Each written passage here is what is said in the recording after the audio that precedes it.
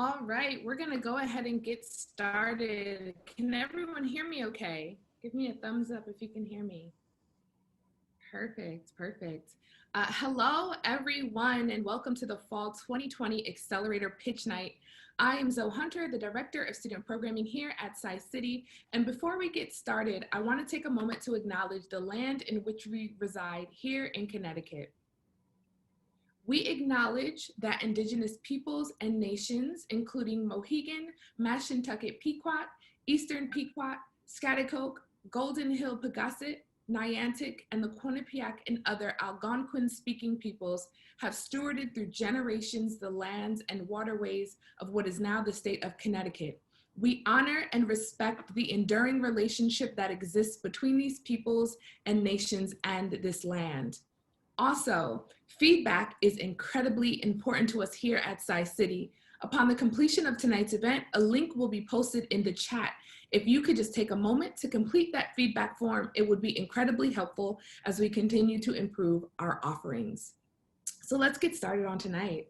On behalf of Tsai CITY and our Accelerator team, I want to thank you all for joining us tonight.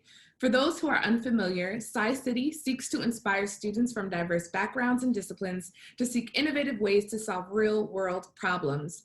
We do so through mentorship, funding, and programs like our Accelerator.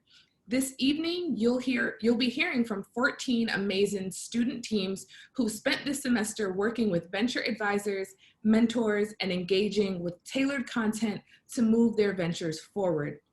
They'll be sharing with you what they've been working on, and some will be introducing their work to the Yale community for the very first time. But before we jump into the first pitch of the night, I'd like to check the pulse for what's brought you all here tonight. I'm getting ready to launch a quick poll, and I'd love if you could take a moment to complete it. Let's see.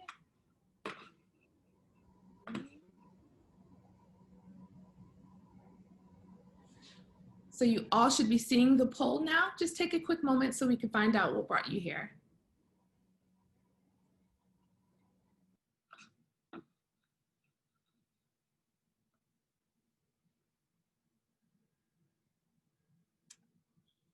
All right. It's looking like a lot of folks are here supporting their family members, friends, or their mentees, which is awesome. Thank you for joining. There are also quite a few folks interested in Yale startup culture, so you have come to the right place for that. We're excited to have you with us tonight. I'm gonna go ahead and end the poll. Looks like folks stopped responding. All right, and just so you all see who's in the room, again, we have some folks here interested in Yale startup culture. You are here in the right place. And then a lot of folks here supporting their loved ones. So again, welcome, whatever brought you here. We're excited to have you. So let's jump right in. So tonight we'll go pretty simply. Our teams will have 2 minutes to pitch and 1 minute for question and answer. If you have a pressing question for any of the teams, feel free to use the question and answer function in the webinar to ask. When asking, be sure to indicate which team the question is for, just so we don't confuse any of the questions for the team that pitches afterward. If you're interested in connecting with the teams further after this event, take note of the contact information that they will share and don't hesitate to follow up. You can also feel free to email me directly and I can also facilitate that connection. So first up is At School Today, a parent-focused communication platform designed to improve the structure of learning in the home and to achieve better student outcomes. At School Today, the floor is yours. Thank you. I'm just going to share my screen here. And everybody can see that okay? Yes? Okay. All right. I'm Jeff Jordan, and I'm very excited to present our project At School Today. In this slide, I can be seen on the left, and on the right is my co-founder and cousin, David Campbell. Now, I'm a parent with 2 very athletic girls who like to be participating in just about everything that goes on in their school. And as a result, I observed that the education sector lacked a simple to use digital tool for communication, payment, and permission. So what's the challenge? The challenge is that teachers are struggling to communicate with parents using non-fit-for-purpose products such as Facebook and Twitter. Schools are wrestling to find a cohesive solution for digital payments, central communication, and to enrich parent-to-child engagement. Parents dream of a centralized modern-day means of correspondence in the education sector. They want to be in the know, but they often lack the time to do that. So what's the solution? What is At School Today? Well, At School Today is the only mobile app that provides autofill permission forms and payment on a smartphone via link notifications, event lists, and calendar system. It is a very fast and powerful platform. You can create and return a form in under 3 minutes. It saves time, effort, and money at every touch point. Now on this next slide, I'm going to show you a video. It's a video that is a very powerful visual metaphor for illustrating how improving a process with automation drastically improves the final result. So let's have a quick look.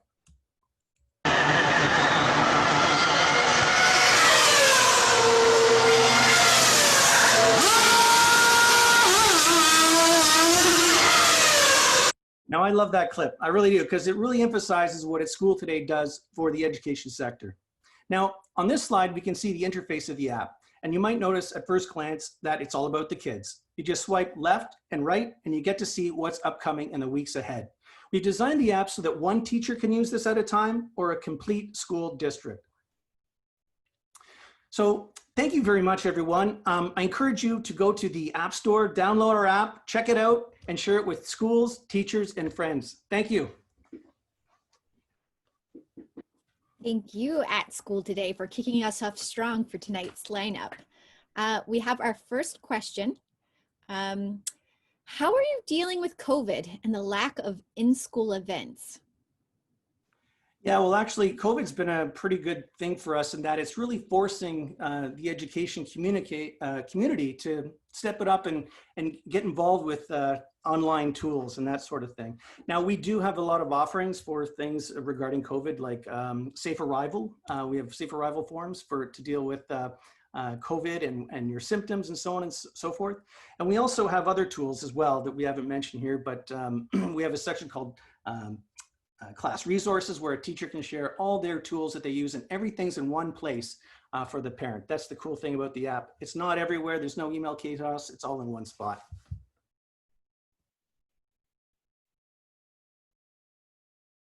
How's that? Do we, any other questions? I think that's it for questions at this time. Okay, thank you very much. Thank you, Jeff. Thank you, At School Today. Our next team pitching tonight is Orlean, a clean beauty brand whose products underscore ingredients that are organic, food grade, and non-GMO.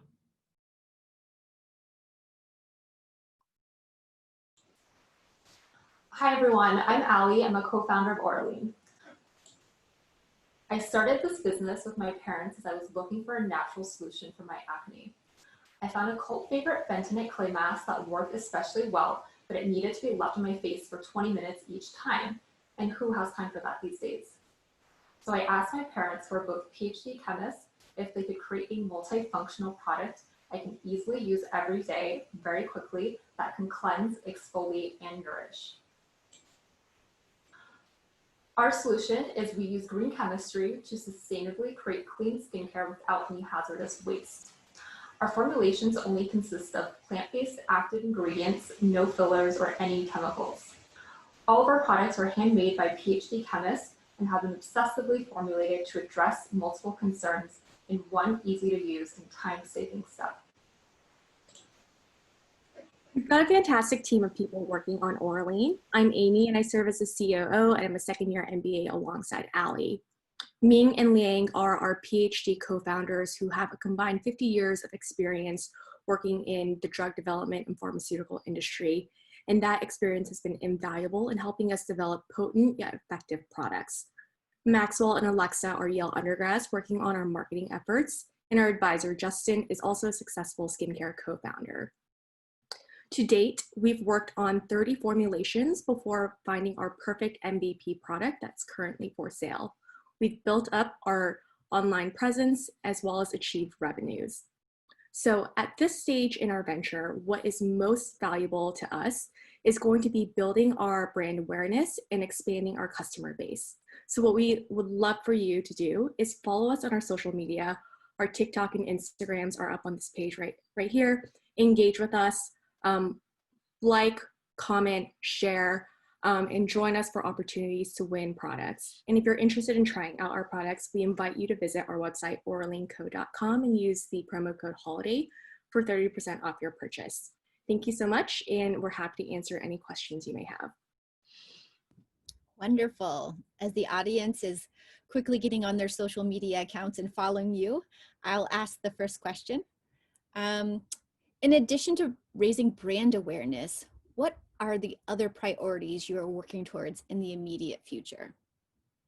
Yeah, so thinking in like the short-term 3-month to 6-month time frame, reflecting back on our time during Tsai City, what's been most valuable to Ali and I has been having, additional resources to come work with us. So, on top of growing our brand awareness and growing our sales, what we would love to do is hire interns to come work with us on marketing and operations. So if there's any attendees out there, whether you're in school, undergrad, graduate, or just interested in getting involved, please follow up with Ali and myself, and we'd love to schedule some time to chat. Great. And we have one more question from the audience. What type of testing have you conducted safety-wise? So we've done a lot of user experience testing on different types of skin types. Orlean, we were a sponsor of the Yale Business of Legal Cannabis Conference, where we gave out samples and followed up with 30, 40 different attendees.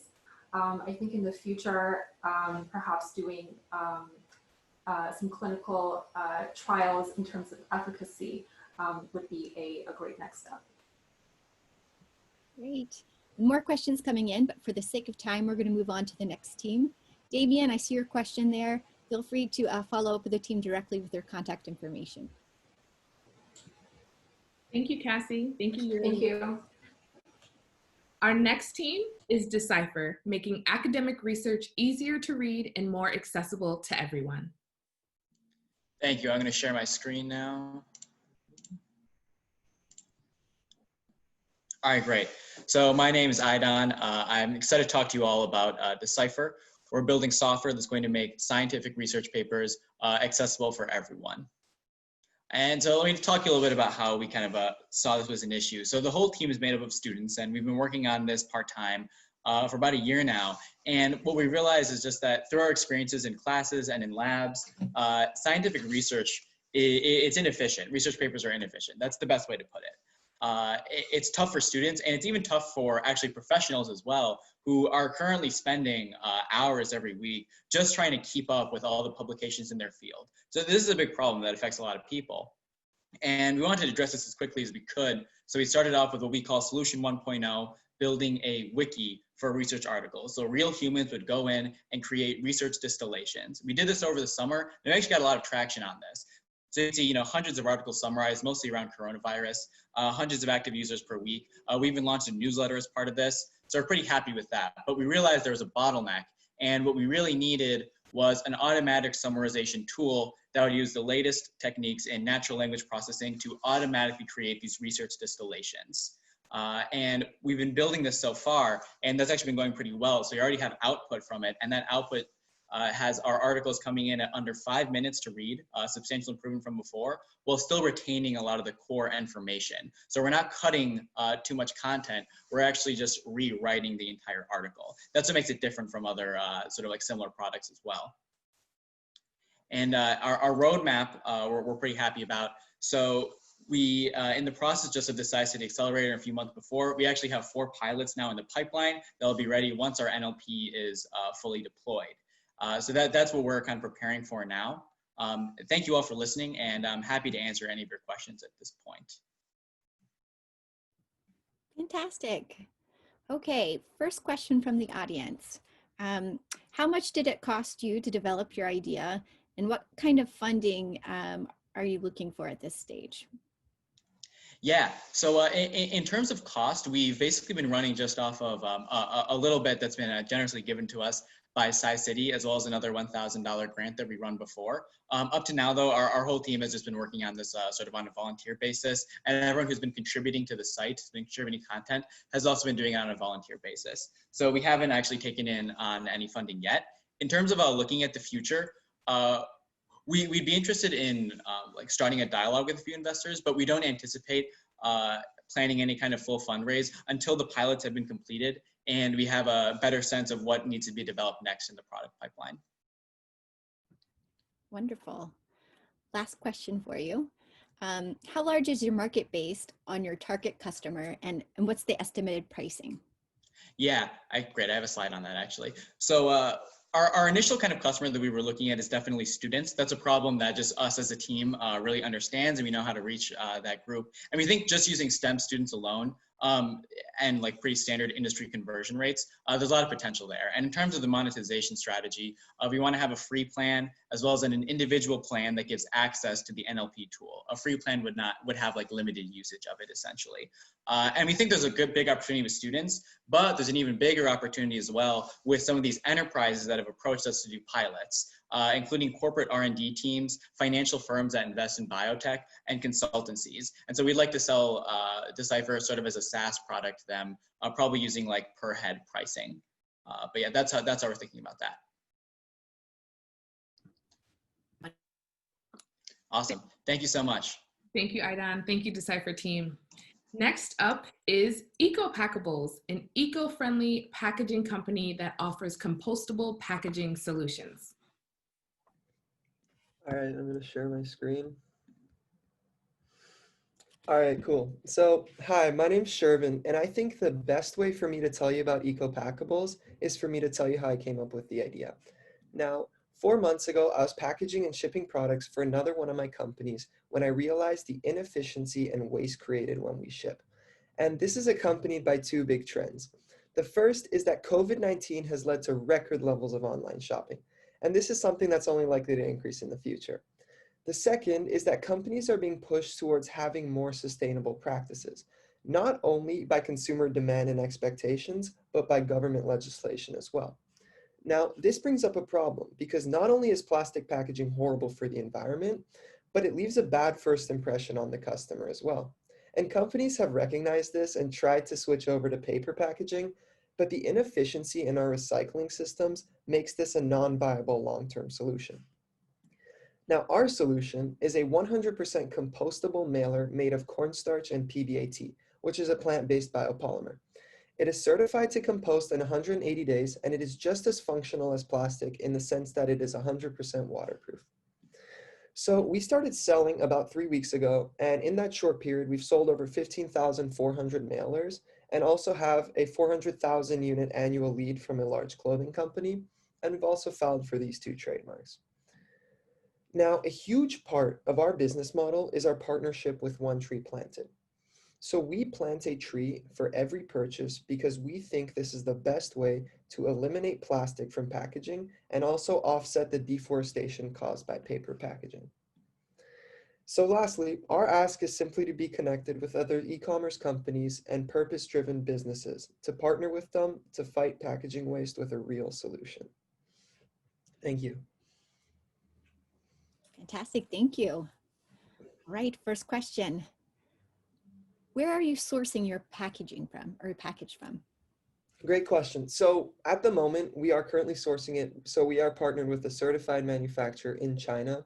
We originally wanted to do it in the US, but it's a relatively new technology and the manufacturing is just crazy expensive that at the moment, it's just not an option to start in the US, but we are looking to move that in the US as we get larger orders. Thank you. Next up, are you looking to partner with university mailrooms?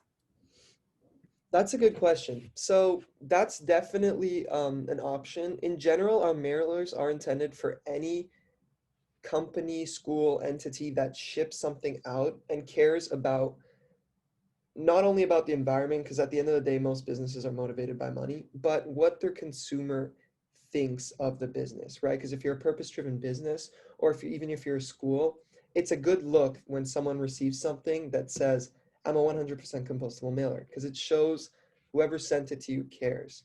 And that's what we're going for. Couldn't agree more. Last question, I promise. Of course. Can this bag be composted in my backyard, or does it have to be composted by an industrial composting firm? Great question. So it can be composted in 180 days in your backyard. Now, it can be composted even shorter in 90 days in an industrial composting facility, which is, in our opinion, very helpful because not everyone takes it to an industrial composting center. They just throw it in their backyard. Thank you, Shervin. Great job. Thank you. Our next team presenting is Elevation Med Prep, a medical school admissions consulting venture focused on elevating applicants from underrepresented, first generation, and disadvantaged backgrounds. Take it away, Elevation Med Prep. Thank you. I'm gonna go ahead and share my screen here. Okay. Hi, everyone. I'm Brendan Atkinson, the founder of Elevation Med Prep. We're a social enterprise focused on medical school admissions consulting by Yale students for everyone. Meet Mope. She worked as a waitress throughout college. She's a DACA student and the first in her family to apply to medical school. For students like Mope who are from low-income backgrounds, medical school admissions consulting hasn't been an option until now. Through Elevation Med Prep, Mope received free top-tier admissions consulting before her medical school interview at Georgetown. So shown here is one of our competitors charging over $13,000 for one of their admissions consulting packages. Students from wealthy backgrounds are able to pay for these services to get into top-tier schools, while these same services are inaccessible to those from disadvantaged backgrounds. This barrier disproportionately affects minorities and contributes to the lack of diversity in medicine. At Elevation Med Prep, our mission is to address this urgent unmet need by making admissions consulting accessible to everyone. We want to create a world where physicians are representative of those they serve by elevating applicants from underrepresented and disadvantaged backgrounds. This is our team of medical student consultants. We're all first-generation medical students, and we know exactly what it takes to get into medical school. So how do we actually make admissions consulting accessible to everyone? With each sale that we make, we give back an hour of our services for free to underrepresented and disadvantaged applicants. So our progress so far. We've been in operation for a little over a year, and in total, we've now worked with 28 clients. And with those clients, we provided 63 services, which range from general consulting sessions to personal statement reviews to mock interviews. And so today, we're looking for partners to join us in our mission to address representation in medicine. And specifically, what we're looking for are partners who would like to sponsor our medical school admissions consulting services for underrepresented and disadvantaged applicants. Please feel free to reach out. Thank you. Wonderful. First question for you. What was your motivation to start this with the one-to-one give back model? Yeah, so I'm from a rural area in Ohio and grew up in a blue collar environment there. I actually didn't know any MDs or PhDs outside of the physician that I went to until I arrived at college. And I think the same thing goes for Yale or top tier schools. They were an entirely foreign environment to me at that time. And I had no idea what it takes, maybe beyond just hard work to get into these type of schools. And so I think my goal now is to help students who might be from different backgrounds, but kind of similar life situations, to be able to navigate that. And as far as like the social connections, the socioeconomic barriers, and ultimately the access to information that are actually enormous parts of the admissions process. And so that's why it's really exciting to be able to offer some of the services for free. Very exciting. You're getting some shout outs from the audience. So cool. How do other med students get involved? So they can actually reach directly out to me here. I'd definitely be interested in talking to you and hearing more. If you buy into our vision, that's what we want first and foremost. And it sounds like you might. So definitely reach out. Wonderful. Thank you, Brendan. Thank you. Our next team is a nonprofit organization that helps high-achieving high school girls develop financial literacy skills and introduces them to the finance industry. Females for Finance. When you think of the word finance, these images are probably what come into your head. But these images of golf and men and Wolf of Wall Street are all rooted in fact. Women make up less than 15% of all executive finance positions. But we envision a different world, one where women take up half the seats in a boardroom. And that's what Females for Finance aims to do. Hi, I'm Grace. I'm Anisha, and together we are the co-founders of Females for Finance. Grace and I, like many young women, never really saw finance as a viable career path because it seemed like such an inaccessible boys' club. But as we explored the industry and recruitment process, we discovered that roles in finance can be accessible to everyone if given the opportunity. And that's why we founded Females for Finance. We are a nonprofit organization aimed at combating the inequalities in the finance industry by offering high school girls a free foundation in financial literacy and exposure to the industry through education, mentorship, and networking. We carry out our mission through a variety of ways, including educational programming, partnerships with high schools and colleges to form chapters, and easy-to-read financial newsletters. We are unique in this space. There are no free finance programs for high school girls, none with a comprehensive mentorship and networking aspect. And finally, all of our courses are offered by college students for high school students. And since our launch this past August, we have seen considerable traction. We've accepted 100 very talented girls from 4 continents. And we're actually wrapping up the last week of our program, and all of our students have indicated enthusiasm with our program. We intend to become the go-to organization when it comes to female empowerment. We've already launched our ambassador program, and we plan to start high school and college chapters. We will be offering more courses in the spring and expanding our teacher and mentor base. And COVID permitting, we hope to host a national conference next summer. We are so excited for you to join our movement as a sponsor, donor, teacher, or mentor. So please get in touch with any questions. Thank you. Wonderful. Congratulations on wrapping up your first program this fall. Thank you. No problem. First question for you. What is your sustainability model for Females for Finance? Yes, that is a great question. Our first step is through launching high school chapters. We are going to have high school chapters teach our curriculum to the local area and to their students. We're also going to launch a college chapter system in conjunction with this, and the college chapters will be responsible for recruiting teachers and other students to run the system and run the online programming. And in the long term, we hope to hire a full-time staff that will be in charge of coordinating the college chapters and high school chapters. Great. Last question.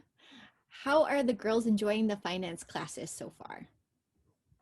We believe our inaugural program has been going incredibly well. We have a strong feedback system where we get feedback from our participants on a bi-weekly basis, and we've made sure to adjust our pace and our content to fit their needs as best as possible. We also think they have been enjoying it significantly because we have had many requests for further programming in the future so that the young women in our programs can continue building their knowledge, and we hope to offer them that programming. Wonderful job, Females for Finance. Thank you. Our next team is K-Patch, which offers a non-invasive medical device that ensures more stable and safer bone fracture healing. The floor is yours. Hello, I'm Natalie. And I'm Sam. And our company is called K-Patch. So those of you at home can follow, but panelists, who in the room has had a bone fracture or an injury or known someone who's had a bone fracture or injury? Yeah, I see a couple of hands raised. I do too. So we specialize in trying to help kids with their bone injuries. Next slide, please. Our vision began when 2 Yale doctors approached us with the problem they were facing in treating broken bones in children. They believed that the usual treatment for one of the most common fractures, the upper arm, was not as safe or as effective as it could be. The standard practice involves just a few thin stainless steel wires called K-wires. There are over 50,000 cases in the United States each year where K-Patch could make a difference. Thousands of patients suffer from problems, including infections and K-wires breaking or moving. So why should doctors have to choose between invasive surgeries and ineffective treatments? We have invented a better option by connecting pins through interlocking plates. We call it K-Patch. We envision that K-Patch will combine the current treatment, K-wires, with a device that reduces the risks of movement, breaking, and infection while keeping surgery simple and recovery speedy. We have prototypes and the support of Yale surgeons. Our invention stabilizes the broken bone, is easy to install and remove, and poses less risks to the child's well-being. We need your help. We would like to manufacture some prototypes for physical testing and file paperwork, including a patent and FDA approval. These steps together will cost between $5,000 to $10,000. We'd like to see clinical trials with our device, which we estimate will run several $100,000. Eventually, we see K-Patch becoming the go-to option for this type of bone fracture. Thank you to Tsai City for your ongoing support, and thanks everyone for your attention. Thank you, K-Patch. As a mother of 3 rambunctious children, I am excited by your product. First question we have, what evidence do you have that there is market demand for your product? Our main evidence comes from the amount of bone fracture seen a year. There are about 50,000 cases of bone fractures in the upper arm. And we also see evidence that 30% of these cases see some sort of complication. And that's where we think we can come in and make sure that these treatments are safer and more effective. Great. Next question. What will be the greatest challenge in getting traction with large companies who might have an interest in licensing this technology? That's a good question. Well, I think we think that by having intellectual property and possibly a 510K FDA application already along the line, that will make that process a little bit easier. We know that as far as we can take the device as possible will help make it more desirable to larger companies if we go the licensing route. We want to make sure our device is as safe as possible and as attractive as possible for the licensing route. Yep. Great job, K-Patch. Thank you. Our next team is Keleigh Wahle, a cultural lifestyle brand focused on reimagining plantains, or plantains, depending on where you're from, to connect and educate others about the African diaspora. Awesome. Thanks so much. Just going to get the slide deck up. In the meantime, I'm Rachel Laurier, the founder and CEO of Keleigh Wahle, which is a Brooklyn-based food service and cultural lifestyle brand reimagining plantains. And so next slide, in our mission is really to connect the African diaspora through food, culture, and innovation. And as a first-generation American with parents from Ghana, this matters to me incredibly, and very much Keleigh Wahle is my own plantain love story. And so in the next slide, a particular opportunity that Keleigh Wahle aims to meet is a $1.3 trillion purchasing power of consumers of color who lack culturally conscious, healthy, and sustainable foods to meet their needs. And so in the next slide, how Keleigh Wahle, we position the business as a solution by creating a cultural lifestyle brand is 3-pronged in our approach. We use plantains, a globally recognized diasporic and sustainable plant, in order to 2, create affordable vegan foods protected by copyright secret. And lastly, we educate communities on the benefits of nutritious eating. In the next slide, you'll see just some of our key products, but our products run the gamut from beverages all the way to desserts. And the team in the next slide that makes all of this happen is small but mighty. And what's great is that we all have kind of diverse background and skill sets that all add to really building a cultural lifestyle brand beyond just a food service. In the next slide, you'll see a little bit about our reach and revenue. Having launched the business in 2018, we've received a lot of traction. We've had the opportunity to work with organizations like Goldman Sachs and Aramark as one of their food vendors in their New York City headquarter locations. We've worked with BET to host a number of cooking sessions over this quarantine season. And even in terms of features, we've been featured on Forbes, Quick Take by Bloomberg, and most recently on ABC Disney's show, Localish.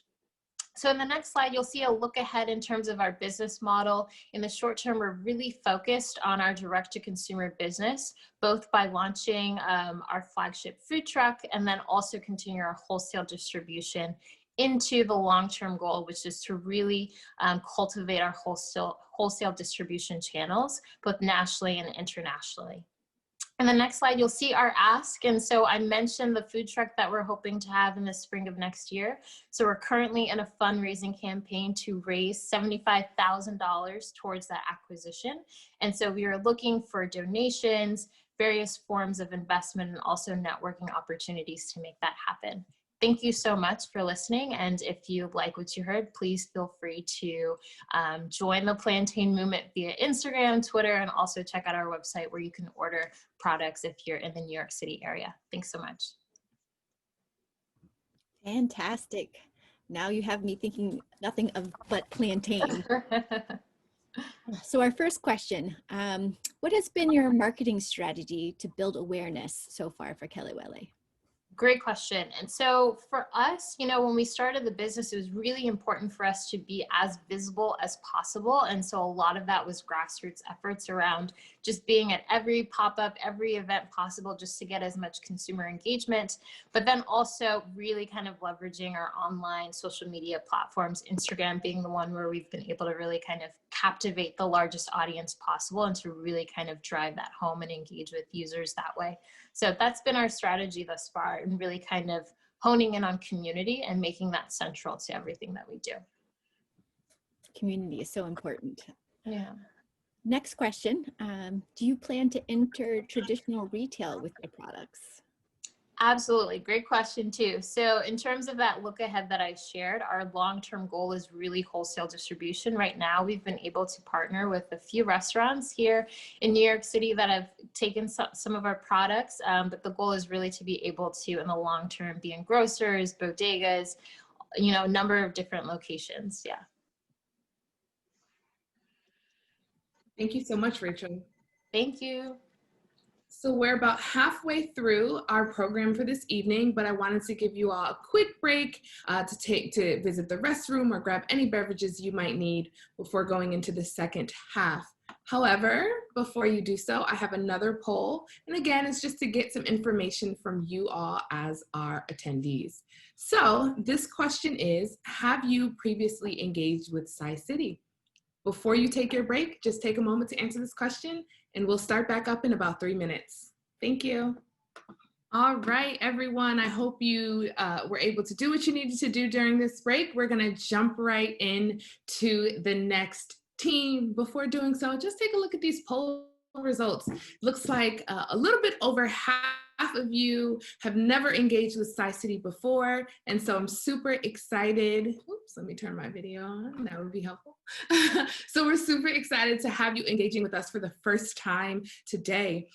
If you are new here, please, after this event, take a look at our website, city.yale.edu, and see what other amazing work we're up to and what other incredible students we are supporting. Without further ado, we're going to get into our next team, and that is Midnight Oil Collective. They seed and produce great works of art and scholarship by supporting creators as they develop their projects, excuse me. Midnight Oil Collective, the floor is yours. Hello, everyone. Just a second. Hi, my name is Edwin Joseph. I am a performer and writer. I'm also one of 8 founding members of the Midnight Oil Collective. At the beginning of the pandemic, which disproportionately affected the performing arts industry, my colleagues and I were reminded of a question we often asked ourselves: would I recommend a career in the arts to anybody? The answer almost always was a disappointed no, especially when considering Black and brown people and people without generational wealth. The problem is rooted in economics. Even after becoming highly trained, artists are unable to support themselves with their craft for several years. Those who don't come from wealth face enormous financial insecurity and often, after a few short years, burnout. Undergirding all of this is a broken market. The art that does get made is usually the brainchild of wealthy investors or donors, not artists themselves. And this often means that the art is shallow and derivative. And good art can make money. The reason that more Hamiltons and Parasites aren't made isn't a lack of Lin-Manuel Mirandas and Bong Joon-ho's. It's because outside investors are making artistic decisions and pocketing profits while artists are barely scraping by. We want to change this. Midnight Oil Collective is an artist-led investment group striving for economic and therefore social justice. We have a 3-step process for development that employs artists, providing them the time and support that they need to make their best art. In return, artists agree to commit a share of their profit earnings back to the collective. We develop and document our progress online, building an audience through social media. We are currently in our first season with 5 projects ready to launch their first videos. So follow our YouTube channel and engage with us on social media. And we really mean engage. Argue with us, share the work you love, help us sharpen our projects, and therefore support artists. We believe that liberated artists can liberate art. The need is great, and it will take a collective effort to address. That said, we are willing to burn the midnight oil to get there. Thank you. Wonderful. Thank you for that. Our first question, how will you share profits of the collective? How does that structure work? In a very literal sense, right now we're exploring various different business models for us to be. And we are really leaning towards a collective model, like a cooperative model, possibly under a benefit corps. And what essentially it means is we collect all of the resources that we have, and that means intellectual as well as financial resources, and we support projects. At the end of each year, we possibly might equally divide all of the profits that we make, but essentially it's about all of the profit that a successful project brings is used to develop all other projects, and therefore making a true collective, really. Wonderful, thank you. Last question. Tell us more about the art you produce, specific music, or does it range from all forms of visual and auditory art? I'd say at this point in time, we're really focusing on all kind of performance art. Our first 8 members are actually, 6 of them are people from the schools of music and drama at Yale. And of the 5 projects that we're developing right now, almost all of them run the gamut of music, animation, and film and TV. So the performance arts essentially is what we're looking at. Thank you, Edwin. Thank you very much. Our next team is Neighborly. Neighborly allows customers to search the inventory of local stores and allows in-store customers to make deliveries to neighbors. Thank you, Zoe. Here we just share my screen.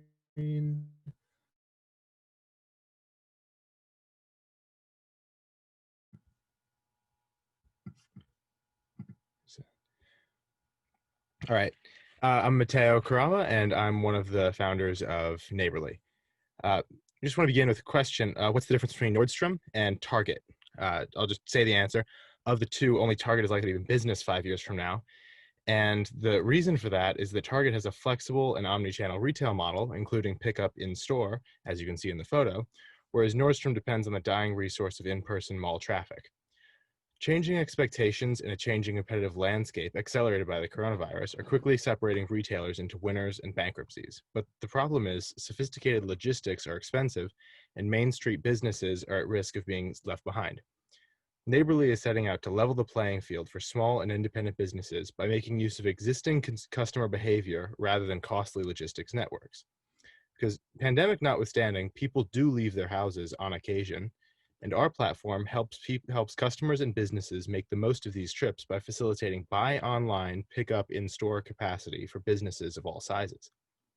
From there, we create partnerships between stores to create designated areas where a customer can pick up several packages at just one place. Initially, this means just being able to pick up some clothes you bought online while you're grabbing a prescription at CVS, but soon we'll move towards having dedicated zones at strategic locations like gas stations so that you can pick up all your packages while they fill up the car. This has the advantage of avoiding last mile costs altogether, which are the most expensive link in the logistics chain. And when packages do need to travel from point A to point B, our platform will further enable individuals who are already making trips to the grocery store or gas station or anywhere to pick up and drop off packages along the way of the course that they're already traveling, making for a fast, green, and cost-effective way of getting customers their products. Yesterday, I drove to New Haven from Hartford, Connecticut, with 3 empty seats and an empty trunk. There's value in all that space and mobility, and millions of people create that value every day. The thing that gets us excited is the prospect of using wasted value like that mobility to level the playing field for small businesses, cut delivery costs for customers, and reduce carbon emissions by cutting out extra miles delivery people spend driving. If you're interested in helping us out on this mission, or using our platform next semester, or have any ideas for stores you'd like to see on our website, please consider filling out the feedback form found at this address, and we'll also send a copy to the chat. Thank you, and now we'll take any questions. Thank you. All right, first question. When do you launch the platform, and when do you plan to open pickup locations? Hi, I'm the other co-founder of Neighborly, and I'd love to take that question. So we plan on launching our beta early January 2021, and we are planning on going to stage 2 and 3 towards mid 2021. Thank you. Last question. Is your goal to compete with Amazon, or simply to provide mom and pops with logistic options? We see this as an opportunity for mom and pop shops to be able to have an alternative to Amazon. We don't want to ship it. We don't want to present this as a competition to Amazon, but as another alternative. Great job, Neighborly team. Thank you. Our next team is a social enterprise that provides nutritious foods at an affordable price to improve food security. This team is No Brainer. Great. Can you see the slides? Wonderful. Good evening, everyone. Thank you so much for joining us here tonight. Very excited to present you No Brainer Food. We are a social enterprise. I'm Michael Guan, the founder of No Brainer Food. We are a fast food chain that leverages a central kitchen model with our AI-empowered food preparation technology to provide customers with nutritious grab-and-go bento boxes for a budget-friendly price. Being a student living in New Haven or even in the United States, sometimes I find that casual dining is not cheap. Even fast food sometimes can be costly, and obviously fast food is not nutritious. And the restaurant that serves nutritious food require a longer waiting time. Facing these problems, No Brainer offers a perfect solution, which is ready-to-serve meals, freshly prepared in our central kitchen on a daily basis, and then distributed through our storefront locations. The central kitchen and cost-saving kitchenless storefront enable us to offer balanced nutrition menus items with protein, veggie, and staples at a budget-friendly price, and our serving time is around 90 seconds. Looking at this graph, this is where we stand in the market and amongst the competition. At No Brainer, we have a self-sustained value chain with optimized central kitchen model. For example, we adopt robotic cooking process in our central kitchen and use advanced sealing technology to improve overall efficiency and reduce cost of goods sold. Our business model empowers and enables us to solve so many sustainable challenges long existing in the States, and we are aiming to reduce food waste, improve food security, and reduce carbon footprint. And currently, we have completed manual testing and have signed a contract for our first store location, which is expected to be open in February 2021. Our founding team are 4 first-year MBA students from Yale. Combined, we are restaurateurs, serial entrepreneurs, US Army veterans, and data scientists. We also have a great advisory board that embraces our mission and our core value and are ready to assist us throughout the process. Our next milestone is to open our first storefront in February of 2021. And along the way, we're seeking for $500,000 to develop our phase 1 of our central kitchen, which is to utilize and to import our sealing technology, enable AI cooking, and service our storefronts. We welcome everyone to contact us for general inquiries and further discussion. Thank you. Fantastic, thank you. Our first question. Can you elaborate on how you are able to offer nutritious food faster and at a cheaper price? I can take that question. My name is Lin. So we are actually utilizing our AI cooking and pre-sealing technology in our central kitchen, which has been utilized in Asia across high-speed railroad trains and airport VIP lounges for the past few years. We're hoping to bring that technology over here to the United States to do the same thing. Thank you. Next question. How did you decide where your first central kitchen would be located? Our first central kitchen will be located nearby to our storefronts and our channels of sales, because we're hoping to maximize logistics and to utilize the efficiency for our team. So it should be somewhere near New Haven area.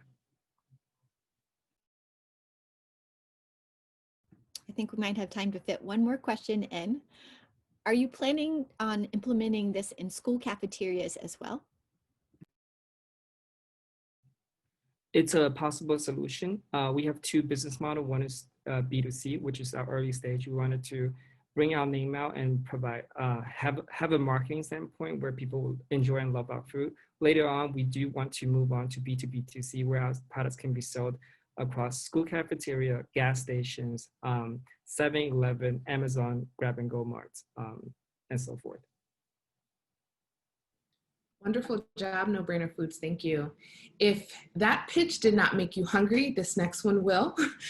Another food venture coming up is Pinku Japanese Street Food, an authentic Japanese street food restaurant that uses the finest fish and ethnic ingredients to offer a cultural, entertaining, and educational experience. The floor is yours. All right, thank you so much.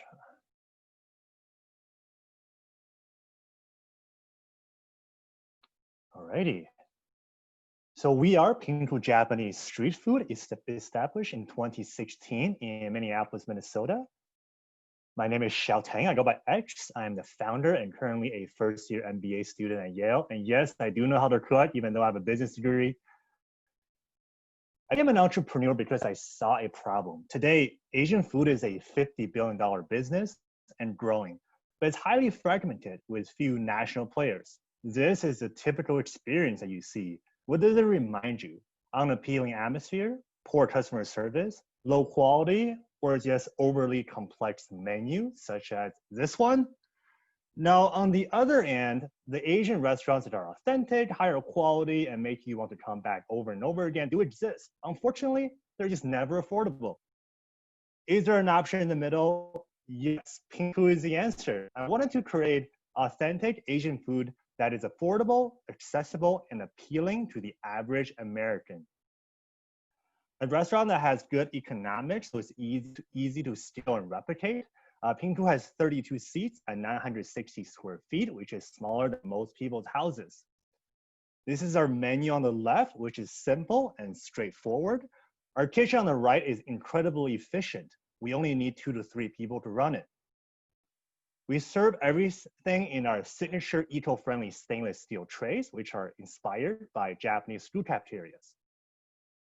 Sushi is of course part of the menu, but we actually focus more on non-seafood items, which are more appealing to the average American and significantly reduces our food costs.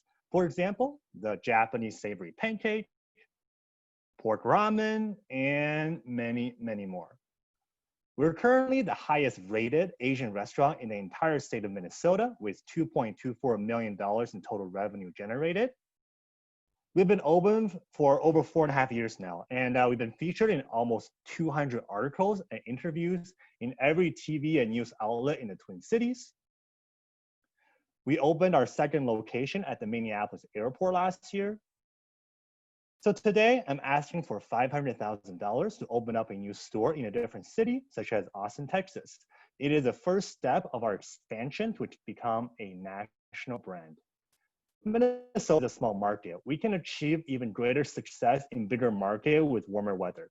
Join me to transform industry. And if you don't believe me, visit our website on the bottom. You can email me, or if you're in the Minneapolis area, you can order from us. Thank you. Well, you've done it, teams. We are all now officially starving. Looks delicious.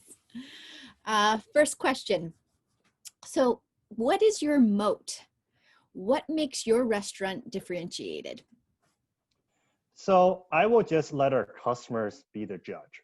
And we are, again, the highest rated Japanese, actually just Asian restaurant in the entire state of Minnesota.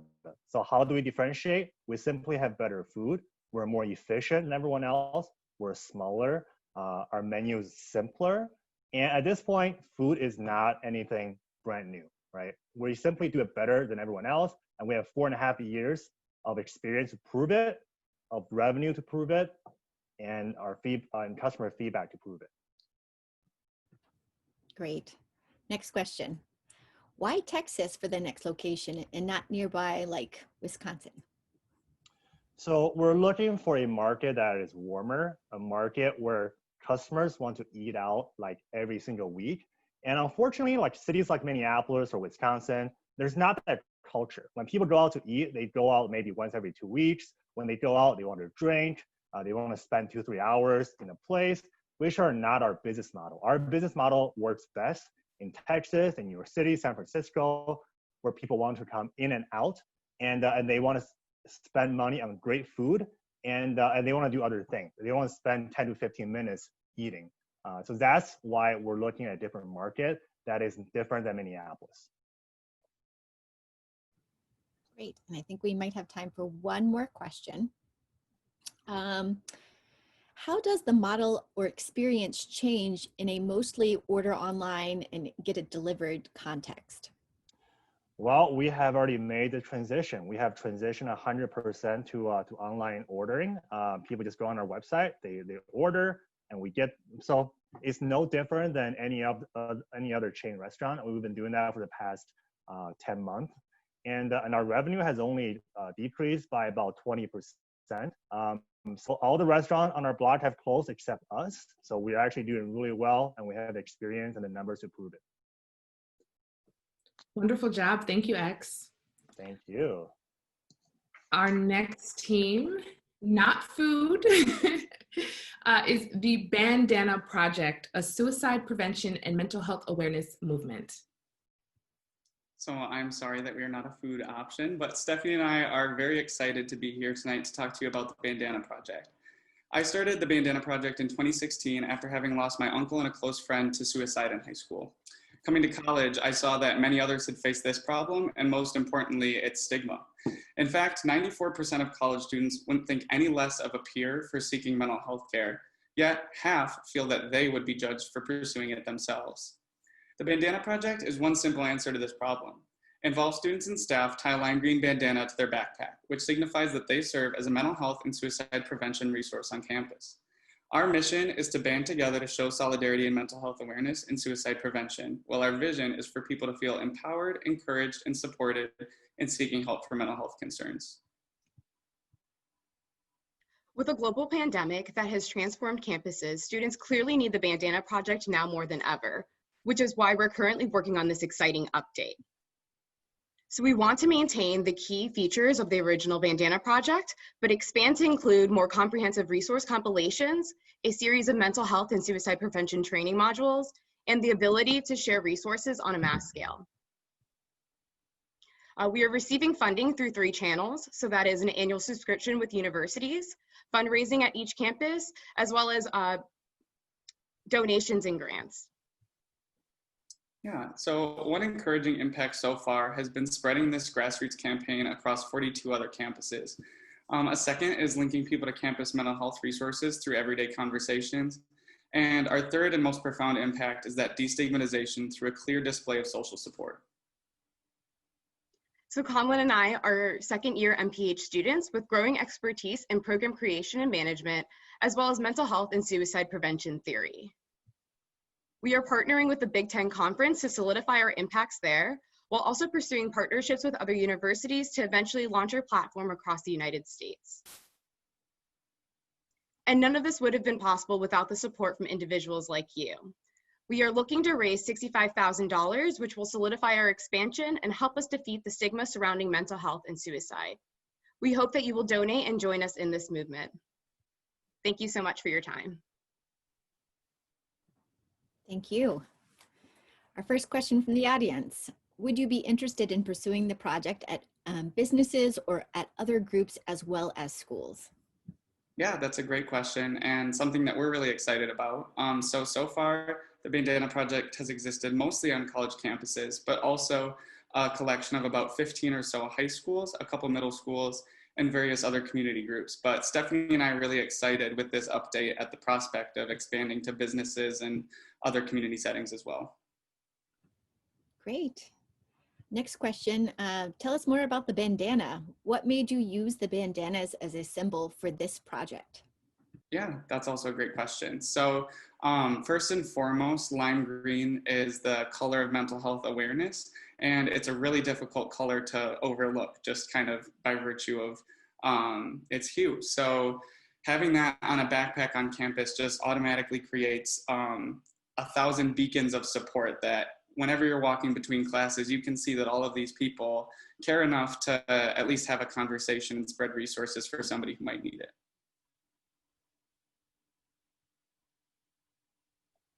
Great job, Bandana Project. Thank you so much. And our final team of this evening is Thinking Huts, a nonprofit seeking to jumpstart education in developing countries via 3D printed schools. Hi everyone, Maggie and Miriam here from Team Thinking Huts. We are entrepreneurs and engineers on a mission to increase access to physical education infrastructure by building 3D printed schools. Because of the pandemic, over 1.5 billion students are out of school. The problem is education infrastructure is needed, especially for those where online learning alternatives are not available. So how will we solve this? We will partner with and work alongside local communities to build 3D printed schools to tackle the problem of lack of infrastructure in developing countries. 3D printing decreases construction time from months to days and reduces our carbon footprint. Though we did not start in a garage or basement, the idea originated 6 years ago in a conversation between my dad and I. Since then, we have incorporated as a 501c3 nonprofit and have an established board of directors. Now Miriam will be diving into the technical side of our project. For our pilot project, we are partnering with Seed Madagascar, a nonprofit committed to sustainable development and education, as well as Hyperion Robotics, a company that has already built a working concrete 3D printer. The first school building will be located on EMIT Madagascar's university campus, with the walls being constructed by the 3D printer and the roof being constructed using traditional methods and locally sourced materials. 3D printed schools also make sense financially, since the cost of building one is half that of traditional construction. We are starting to fundraise through individual donors and grants, with the goal of eventually receiving government contracts and impact investments. As we look ahead, we aim to raise $350,000 to fund our pilot project, which will take place in the summer of 2021. We have launched a thoughtful giving campaign for this holiday season. Our ask is that any contributions you make will have a life-changing impact. 3D printing is the future of construction. 3D printing will significantly decrease costs, will be environmentally friendly, and it will allow students around the world to have the opportunity to go to school. Thank you. Great, thank you so much. First question, the audience is curious, what's next? What are your plans for after the pilot project? We plan to continue building schools within Madagascar, partnering with communities throughout there. Then we will scale our concept to countries where education infrastructure is needed. We've already received interest from organizations in Tanzania, Sierra Leone, and Uganda. And Miriam can speak more to supply chain development.